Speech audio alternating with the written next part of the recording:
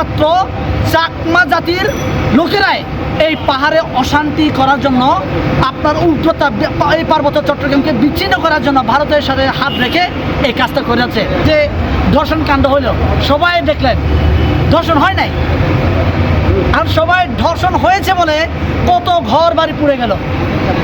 আপনারা আমার চেহারা লোক দেখেন যে এই বুঝি চাকমা ছেলে আসছে।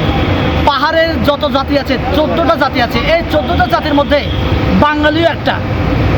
আমার চেহারার লোক 13টা জাতি আছে, এই 13টা জাতিকে সমান চোখে আপনারা দেখবেন না। আপনারা সুস্পষ্টভাবে বলবেন, ইঙ্গিত দিয়ে বলবেন, ওরা আপনার ইনিয়ে বিনিয়ে বলা দরকার নাই। যেহেতু ওরা দেশের বিরুদ্ধে কথা বলতেছে, স্পষ্ট করে বলেন চাকমা উপজাতিগুলা এই পার্বত্য চট্টগ্রামকে বিচ্ছিন্ন করার জন্য এরা পায়তাল করে যাচ্ছে। তাহলে অন্যান্য জাতিসত্তা যারা রয়েছেন, মারমা, ত্রিপুরা, এই যে আপনার যে মারমা মেয়েটাকে ধর্ষণ করা হলো, এই মারমা মেয়েটা বলেন ধর্ষণ হয়নি, জয়া নিজেদের মুখে স্বীকার করেছে জয়া চাকমাকে। এই জয়া চাকমা যদি বাঙালি হতো তাহলে বলা যেত না, মনে হয় বাঙালি তাদের পক্ষ নিয়ে এটা রায়টা দিয়ে দিয়েছে, রিপোর্টটা দিয়েছে।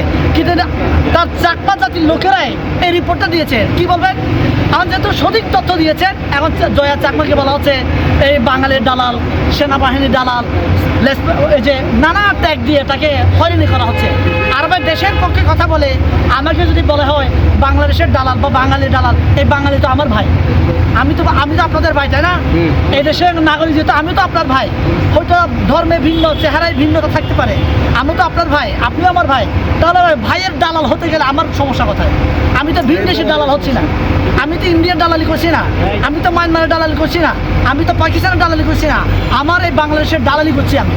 তাহলে বাংলাদেশের দালাল হয়ে আমি প্রকাশ্যে বলতে পছন্দ করি আমি বাংলাদেশের গর্বিত দালাল।